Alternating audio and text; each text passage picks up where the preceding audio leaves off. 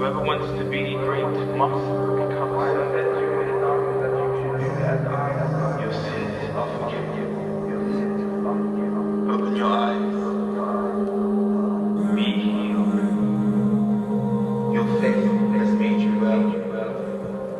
My kingdom is not of this world. Wake up, O sleeper,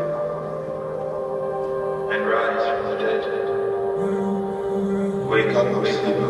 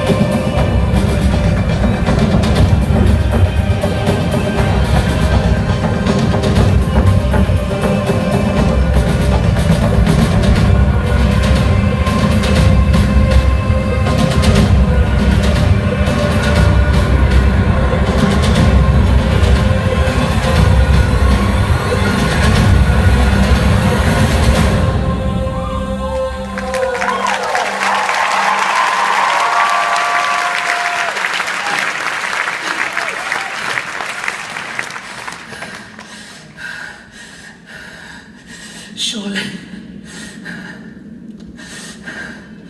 this man is the Son of God.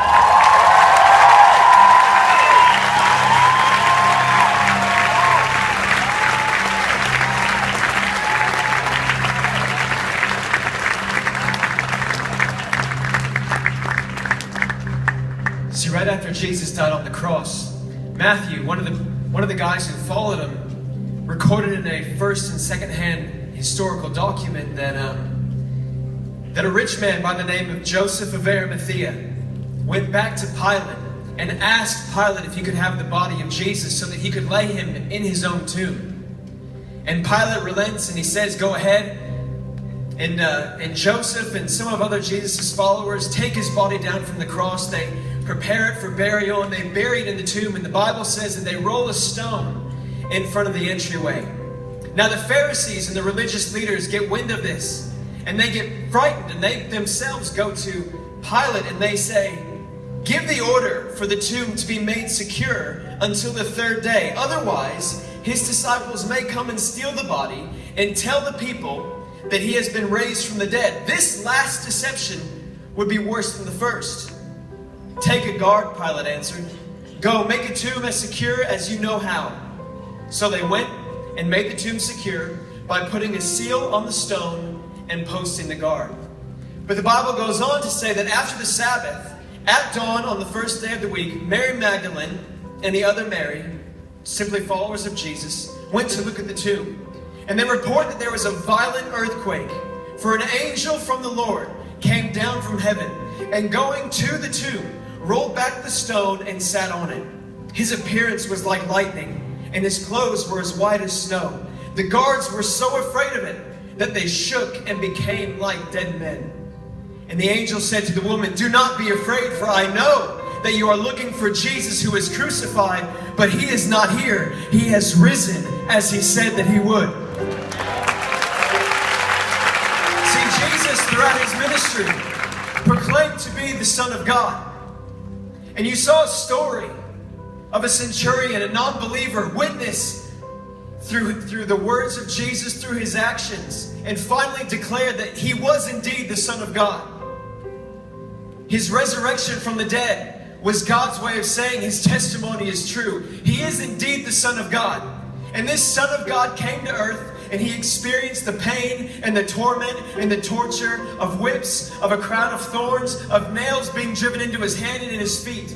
He did all that because he loves you and me. He did all of that so that God's mission could be accomplished. God's mission was simply to bring humanity back into relationship with himself. Not to condemn the earth, not to point out the things that we've done wrong, but simply to love us and to bring us back into that relationship with him. God is a relational God. He's not a distant God. Because he's a relational God, he sent his only Son to suffer and die, but rise again so that we could have a relationship with him. And I know there's many people in here today who are in that relationship with God, who believe in the testimony of Jesus, who believe that he died and that he rose again. And because of that, we put our faith in him. And we believe that we are in that relationship with God. But maybe you're here today and a friend brought you. Maybe it's your first time to church or you haven't been in a while. And you find yourself, you're going, I'm not in a relationship with God. I didn't even know that was possible. Well, can I tell you, Jesus made a way. It's not anything that you can do, not anything that you've done that can keep you from it. It's simply by believing what Christ has done for us.